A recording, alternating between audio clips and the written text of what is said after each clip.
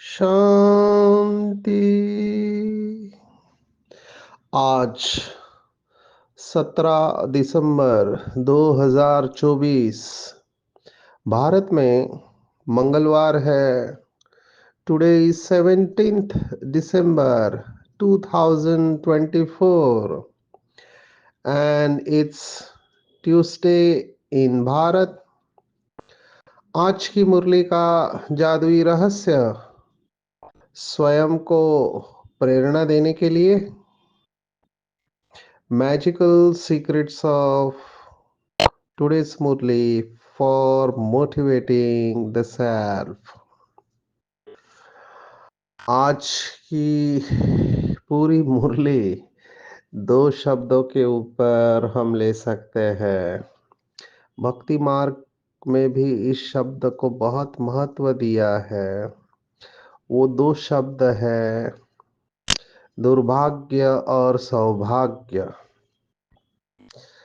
भाग्य का सितारा, इसके ऊपर बहुत सारे भाई बहने लौकिक में बहुत कुछ करते हैं केवल ये जानने के लिए। आप सोचो, ये पूरी इंडस्ट्री है।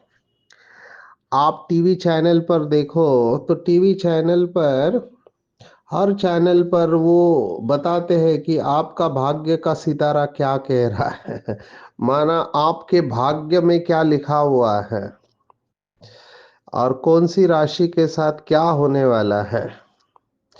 मैं हमेशा कहता हूँ कि ये राशि भविष्य सुबह नहीं देखना चाहिए, रात को देखना चाहिए अगर आपको देखना है तो। क्योंकि सुबह अगर आपने देखा और उसमें लिखा हुआ है कि आपका एक्सीडेंट हो सकता है या आपको नुकसान हो सकता है, तो आपका पहला ही थॉट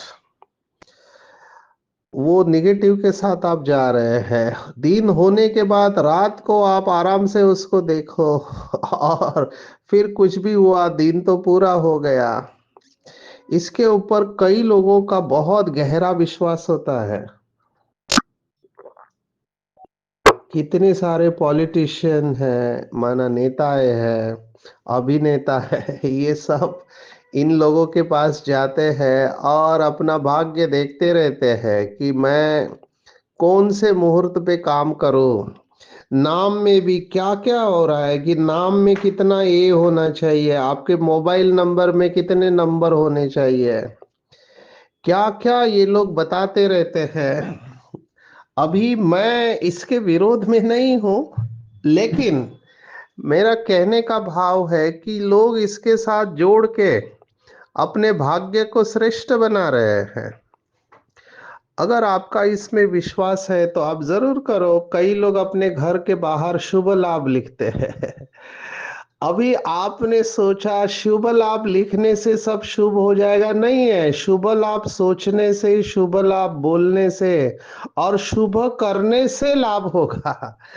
आप लिखते हो केवल और सोचते नहीं हो, बोलते नहीं हो, करते नहीं हो, तो लाभ कैसे होगा। जहां शुभ है वहां पे लाभ ऑटोमेटिकली है। ये कर्म का सिद्धांत है, पूरा ड्रामा कर्मों के ऊपर है। अभी मुझे बहुत प्रश्न आए इसके ऊपर, मुहूर्त के ऊपर मुझे कहा बहुत बीके भाई बहने भी मुहूर्त देखते हैं, सेंटर पे भी वास्तु को देखा जाता है। तो देखो, बेसिक प्रिंसिपल हमको ध्यान में रखना है कि हवा अच्छी चाहिए, सूर्य प्रकाश आना चाहिए, ओपन स्पेस चाहिए, कंजेशन नहीं चाहिए। फिर आप इसको वास्तु के नाम पे करते हो या और किसी नाम पे करते हो। मेरा यह अनुभव है कि जितना हमारा योग अच्छा लगने लगता है, मेरा ही नहीं बहुत लोगों का यह अनुभव है कि प्रकृति उस समय आपको सहयोग देने लगती है। ये बहुत बड़ी बात मैं कह रहा हूं, मेरे पास एक्सपीरियंस है इसके। और मुझे पता है बाबा के कई बच्चों ने भी यह अनुभव किया होगा।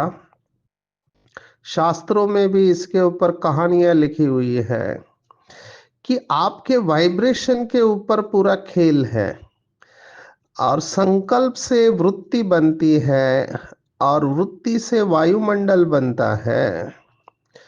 तो ये जो वास्तु है या एनर्जी डायनामिक्स है या फिर जो भी ये अंक थेरेपी है, नंबर्स थेरेपी, कितना सारा थेरेपीज अभी निकला हुआ है। बाबा ने तो एक मुरली में आखिर कह डाला डायमंड जुबली वर्ष में कि कलयुग का इन्वेंशन अलग अलग थेरेपी है। हर रोज कोई ना कोई नया थेरेपी लेकर आ जाता है। अभी मुझे एक आदमी मिला ट्रेन में, वो कह रहा है हम लोग 3 SRB टेक्निक सिखाते हैं। मैंने कहा ये 3 SRB क्या है, मैं पहली बार सुना।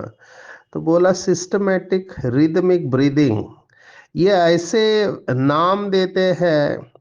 अभी कोई सुदर्शन क्रिया करता है, कपाल भाती हो या सुदर्शन क्रिया माना भस्त्रिका प्राणायाम, लेकिन उसको एक रिदम देके उसको कुछ थोड़ा मॉडिफाई करके उसके ऊपर अपना पेटेंट बना लेते हैं कि दूसरा कोई सिखाएगा नहीं। अभी आर्ट ऑफ लिविंग ये अंग्रेजी का शब्द है और बहुत पुराना शब्द है, जीवन जीने की कला, लेकिन इस शब्द का भी पेटेंट है। आप दूसरे कोई उसको यूज नहीं कर सकते, या करेंगे तो लोग उधर के बारे में ही सोचेंगे। अंग्रेजी का एक शब्द है माइंडफुलनेस। अभी माइंडफुल होके कर्म करना अच्छी बात है, लेकिन ये माइंडफुलनेस का भी अभी मेडिटेशन हो गया है। तो शब्दों के ऊपर भी पेटेंट है, लोग नए नए टेक्निक बना रहे हैं।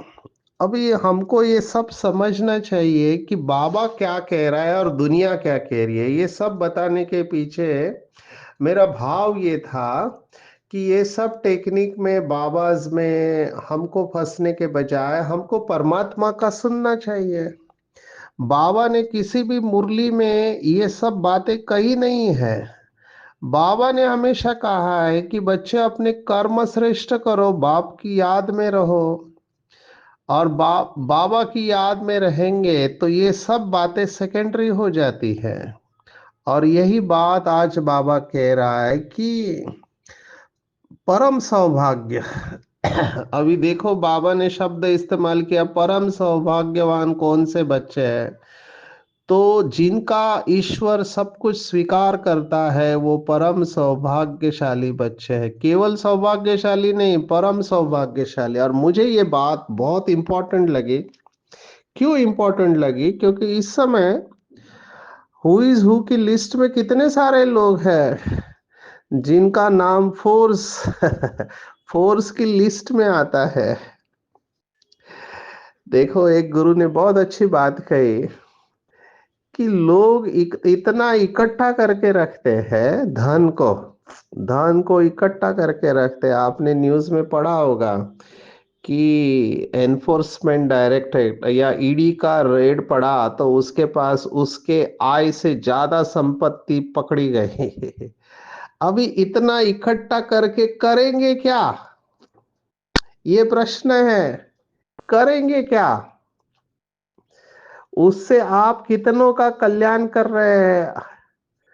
अपने लिए ही बना रहे हैं या दूसरों के कल्याण में उसको यूज कर रहे हैं? तब उसकी दुआएं मिलती है। तो बाबा ने कहा इतने सारे बिलियनर्स है इस समय दुनिया में, लेकिन बाबा उनका स्वीकार नहीं करता है। ये प्रिंसिपल बाबा ने बताया कि जो अभी साहूकार है वो गरीब बनने वाले हैं, और जो गरीब है वो साहूकार बनेंगे। बाबा के बच्चों में भी मैंने देखा है बाबा सबका स्वीकार नहीं करता है। कई बच्चों के पास बहुत कुछ है लेकिन somehow बाबा उनका स्वीकार नहीं करता है। ये बहुत इंपॉर्टेंट बात है। पर जिनका स्वीकार करता है वो सचमुच में भाग्यवान होने चाहिए। केस स्टडीज आपको सुनाते हैं बाबा को क्यों गरीब निवास कहा गया है। अभी साकार बाबा के वक्त की बात है। जो भी ब्रह्मा बाबा से मिलने जाते थे या शिव बाबा से मिलने जाते तो कुछ ना कुछ लेके जाते थे। अभी एक गरीब माता, जिसका कोई नहीं है, जिसको मधुबन में आने के लिए भी पैसा नहीं है ना? ऐसी माता महाराष्ट्र की जो नौवारी साड़ी पहनती है, अभी उसका सभी स्टूडेंट ने टिकट निकाल के उसको बाबा के पास लेके गए। अभी इसने सोचा मैं बाबा के पास जा रही हूँ, बाबा को क्या दूँ? मेरे पास तो कुछ है नहीं, तो इसके पास थोड़े चावल थे गाँव के। वो एक पोटली में बांध के वो लेके गई, बाबा को देंगे करके। अभी ये गई गांव की माता, तो सभी बड़े बड़े जो थे वो नामी ग्रामी आगे थे, और सभी बाबा को बड़ी बड़ी सौगात दे रहे, कोई शॉल दे रहा है, कोई चादर दे रहा है, कोई और कुछ दे रहा है। और ये पीछे से देख रही है, तो इसको संकोच हुआ कि ये सब इतनी बड़ी बड़ी सौगात दे रहे हैं, मेरा क्या है? मेरे पास तो पोटली भर के चावल है। तो वो आगे आई नहीं बाबा को मिलने के लिए। तो बाबा तो जानी जाननहार है, तो बाबा ने क्लास में सबके सामने कह दिया कि कई बच्चे बाबा के लिए सौगात लाते हैं लेकिन बाबा को देते नहीं है। तो जैसे ही बाबा ने ये कहा, तो टीचर को समझ में आ गया कि बाबा किसके बारे में कह रहे हैं। तो बाबा को टीचर ने कहा कि बाबा, उस माता को संकोच हो रहा है कि उसके पास कुछ है नहीं, वो बेचारी गरीब माता है, तो उसके पास थोड़े पोटली भर चावल थे, वो उसने लाया है, लेकिन सबके सामने देने से उसको संकोच हो रहा है। तो बाबा ने कहा बच्ची को आगे बुलाओ। और वो जब माता आगे आई, बाबा ने उसका ड्रेस पहली बार देखा और पूछा ये कौन सा कपड़ा पहना है, क्योंकि नौवारी साड़ी थी। आप सब जानते होंगे महाराष्ट्र कर्नाटक के तरफ ये नौवारी साड़ी पहनने का अलग तरीका होता है। तो बाबा ने उसको देखा, तो फिर बाबा ने कहा कि बच्ची क्या लाए हो बाबा के लिए? तो उन्होंने कहा कि बाबा मेरे पास तो कुछ है नहीं, आने का भी टिकट नहीं था, ये तो सभी भाई बहनों ने मिल के मेरा टिकट निकाला है, तो मेरे पास ये थोड़े चावल थे, वो पोटली में आपके लिए लाई हूँ। तो बाबा ने उस माता को बहुत पावरफुल दृष्टि दिया, और वो चावल स्वीकार करके बाबा ने ऐसी बात कही कि सब देखते रह गए। बाबा ने इतने महंगे गिफ्ट्स वगैरह थे, वो तो लिए, लेकिन बाबा ने उस दिन कहा कि आज सदगुरुवार है, और बाबा को जो भोग लगेगा वो इन चावल से खीर बनेगी, और उसका भोग बाबा स्वीकार करेगा। और जो ब्राह्मणी थी मधुबन की, उनको कहा कि इस माता के लिए दो अच्छी साड़ियां दे दो। आप देखो भगवान किसका स्वीकार करता है। तो ये बहुत इमोशनल मोमेंट था उस माता के लिए, और उसका भाग्य कितना बना सोचो। गरीब माता जो पोटली में चावल आए हैं, उसका खीर भगवान को लगा, और वो सबके पेट में प्रसाद गया।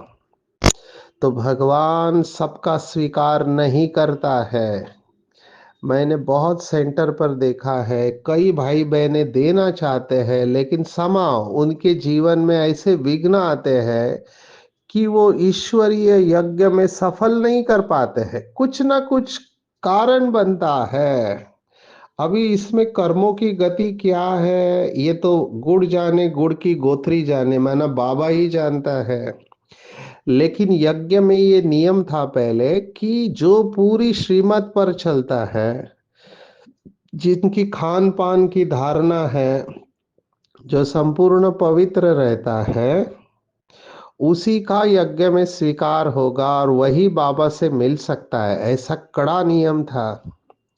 और ये नियम बहुत इंपॉर्टेंट है। आप सोचो, लौकिक में भी ये भक्ति मार्ग में कहते हैं कि आपने गलत तरीके से अगर धन कमाया है, बद्दुआओं से धन कमाया है, तो वो धन से आप कोई भी चीज, समझो आपने अनाज खरीदी किया उस धन से, बद्दुआ वाले धन, माना किसी को फंसा के, तो उससे आप बीमार पड़ने वाले हैं। ये भक्ति मार्ग में कहते हैं, क्योंकि उसमें वाइब्रेशन होते हैं। एक बहन ने यह अनुभव मुझे सुनाया कि अभी वो हमेशा की तरह बाबा के कमरे में गई, तो देखा किसी ने नोटों का बंडल रखा था बाबा के सामने। तो बहन ने लगा कि अच्छा किसी को सफल करना होगा, इसलिए दिया होगा। तो वो बंडल उठा के वो घर पे लाके जहाँ रहते थे वहां कबर्ड में लग दिया। अभी जब से वो बंडल अंदर रखा है, वो बहन योगी आत्मा थी तो नोटिस कर रहे कि उसकी बेचैनी बढ़ते जा रही है।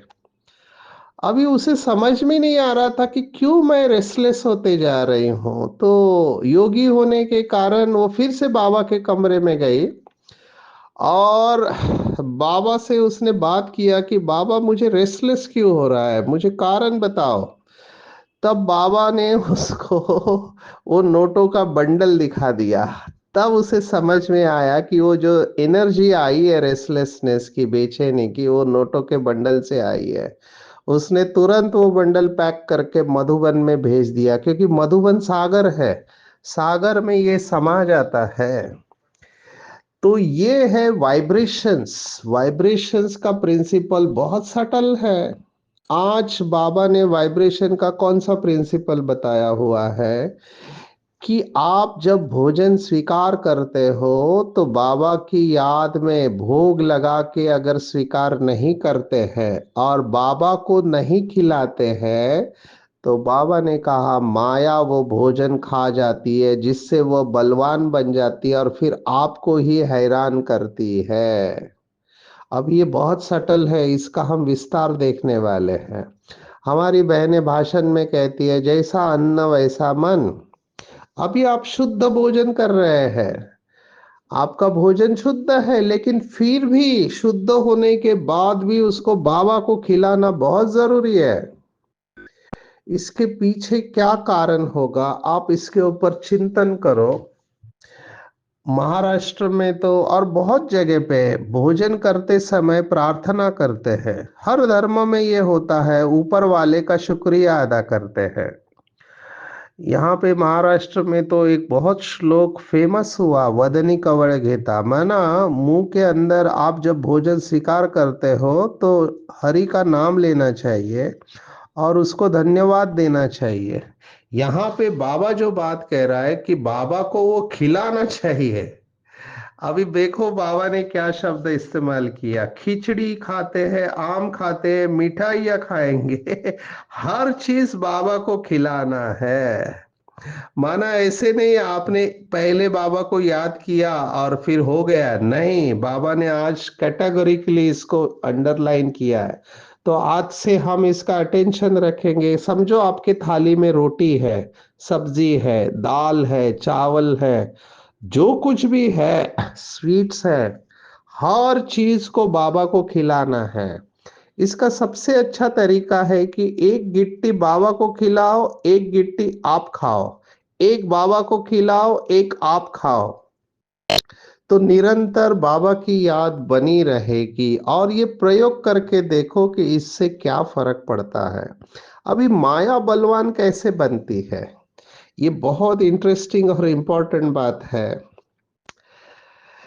इसमें राज ये है कि अगर हम बाबा की याद में भोजन नहीं स्वीकार करते हैं, तब हम आसक्तिवश बहुत सारी चीजों को शरीर के अंदर डालेंगे। और जहां आसक्ति है बाबा के महावाक्य है, जहां आसक्ति है वहां माया भी आ सकती है। ये बाबा ने कहा जहां आसक्ति है वहां माया भी आ सकती है। और ये हमारा संस्कार है, भोजन में आसक्ति का वो पक्का होने लगता है। बाबा ने कितने बार मुरली में कहा है कि देवताएं बहुत कम भोजन स्वीकार करते हैं। इनफैक्ट इसके ऊपर रिसर्च हुआ है, मैंने पहले भी सुनाया, मूड एंड फूड, इसका कनेक्शन होता है। डिप्रेशन में या तो व्यक्ति कुछ नहीं खाता है या बहुत खाता है। हमने ये देखा कि लोग अपनी इमोशनल नीड्स, माना भावनिक जरूरतें, भोजन से पूर्ण करते हैं। जो अकेला फील करते हैं वो खाने में से खुशी को ढूंढते हैं। तो भोजन जितना लगता है उतना सरल नहीं है। बाबा ने ये भी कहा है कि सन्यासी लोग जो जंगल में रहते हैं वो क्या खाते हैं, तो वो कंदमूल खाते हैं। वहां पे उनको कहाँ खाना मिलेगा।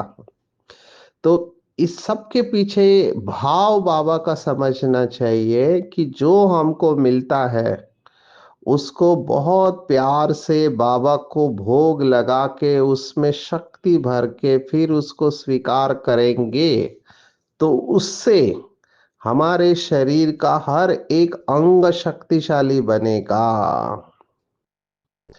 अभी मैं आपको एक केस स्टडी और सुनाता हूँ। मेरा ड्यूटी था ग्लोबल हॉस्पिटल में। अभी उस समय जो पोलो ग्राउंड है आबू में, उसमें मेला लगने वाला था, तो बहुत सारे सेवाधारी आए थे। अभी हुआ क्या कि रात को कुछ खीर बची हुई थी, तो सुबह किसी ने उसको गर्म करके सबके लिए रखा। अभी मेरा ड्यूटी था, तो मेरा रात को ड्यूटी था 9 बजे।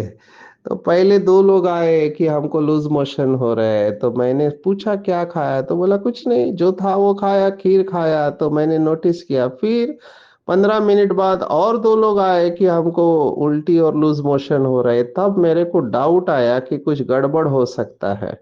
उसके बाद फिर 15 मिनट के बाद और दो चार लोग आए जिनको लूज मोशन और वोमिटिंग हो रहा है। तब मेरी घंटी बजी अंदर की, और मैंने सभी अथॉरिटीज को बता दिया। हमारे डॉक्टर प्रताप मिधा को बताया कि ऐसे 6 केसेस आ चुके हैं और मुझे आशा है कि और आ सकते हैं, तो हमको तैयार होना चाहिए।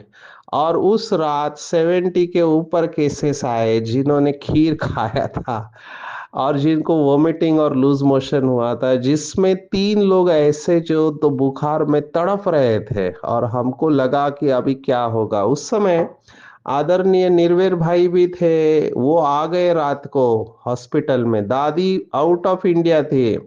दादी को समाचार सुनाया तो दादी ने कहा मैं आऊं क्या, तो भाई साहब ने कहा नहीं, हम संभाल लेंगे। हमारा नसीब अच्छा था कि वो 3 जो तड़प रहे थे, जिनका बुखार 105 के ऊपर गया हुआ था, उनको हमने बहुत सारे इंजेक्शंस दिए, बहुत कुछ किया, तब वो शांत हो गए। बाद में जब स्टडी किया तो पता चला कि जो खीर जिसने रखा हुआ था, उसने उसको ठंडा करने के लिए नीचे एक बर्तन था, उसमें पानी था, उसमें रख दिया।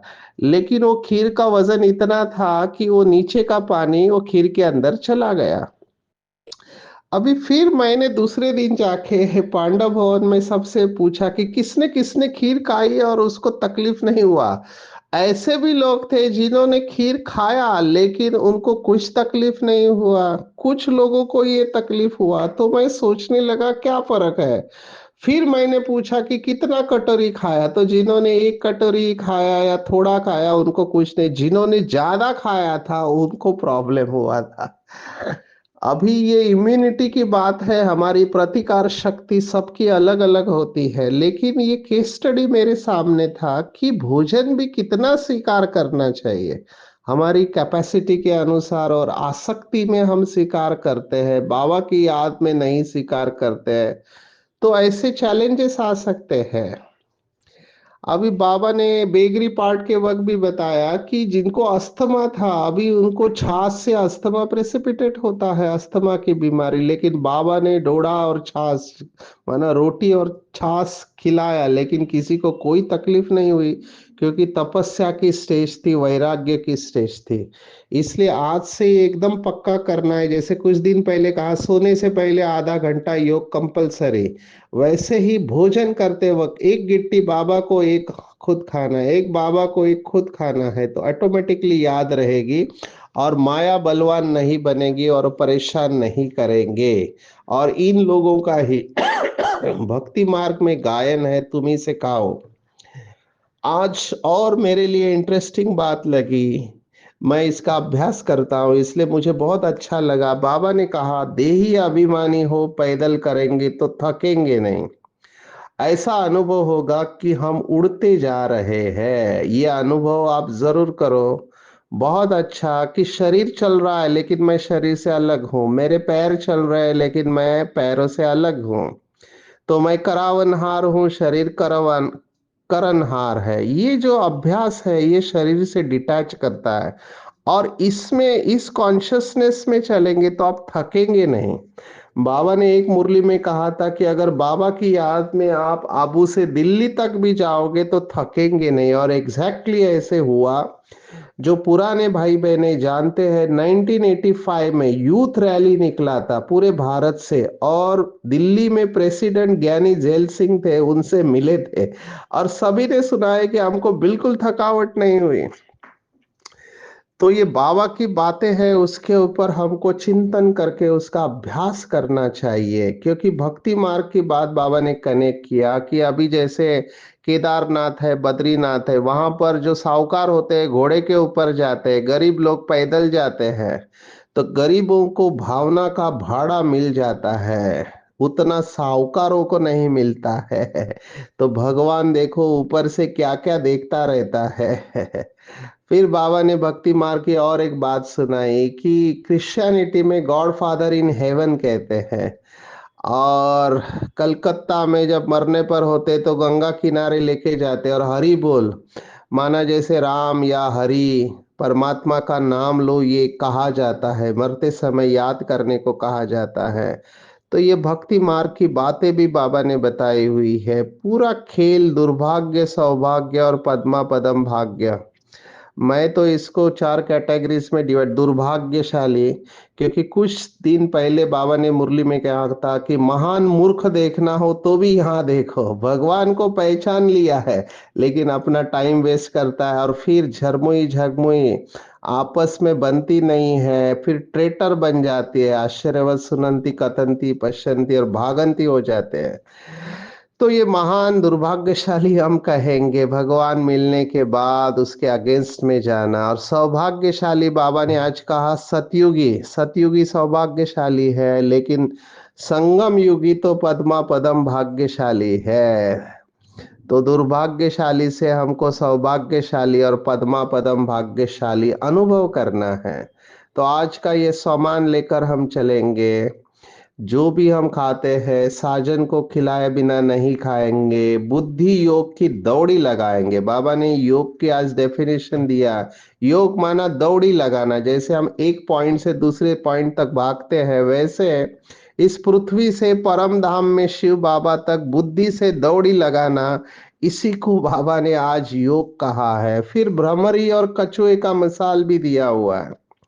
भ्रमरी का बहुत डिटेल में आज कहा है, भू भू करके कोई अच्छे बन जाते हैं, कोई कीड़ा कीड़ा बन जाते हैं। आप सोचो, भगवान आपको बुला रहा है, ज्ञान दे रहा है, लेकिन सभी चलते नहीं हैं। बाबा ने कहा कछुआ, ये कछुए का भगवत गीता का शब्द है, दूसरे अध्याय का।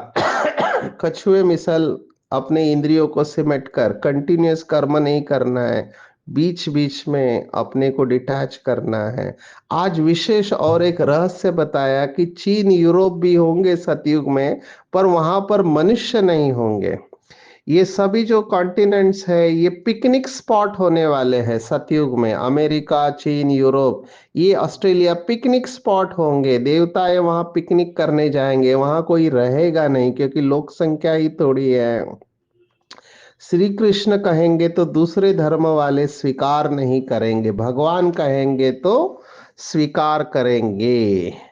आज की मुरली का वरदान है कि मुक्त अवस्था का अनुभव करना है। कर्म और संबंध दो शब्द है, इसको समझना है।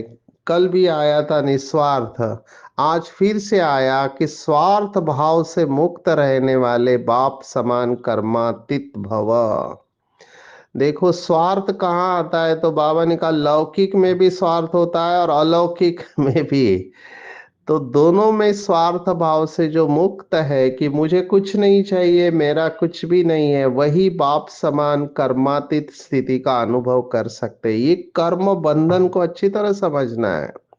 सेवा में जैसे कुछ दिन पहले आया था कि रॉयल इच्छाएं बंधन उत्पन्न करती है, और ये इच्छा और कुछ नहीं, मेरा मेरापन है, ये मेरा मेरा है, ये हमको भारी करता है, उड़ने नहीं देगा।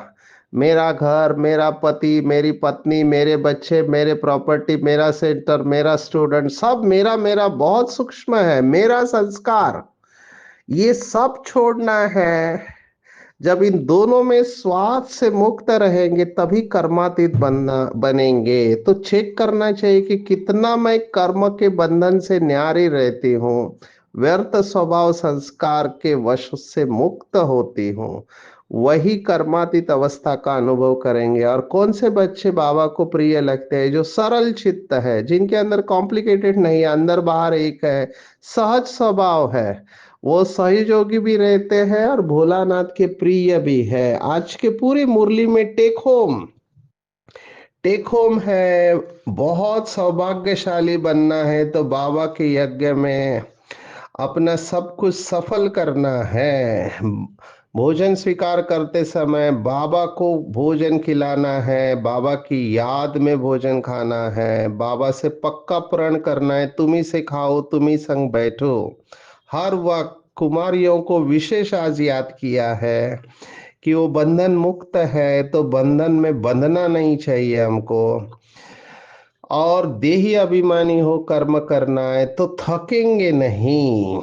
और हट के मेरे मेरे से मुक्त होंगे तभी अव्यक्त स्थिति का अनुभव कर पाएंगे। कर्म बंधन से मुक्त रहना है, सरल चित्त बनना है, सहज स्वभाव वाले बनना है। अच्छा, ओम शांति।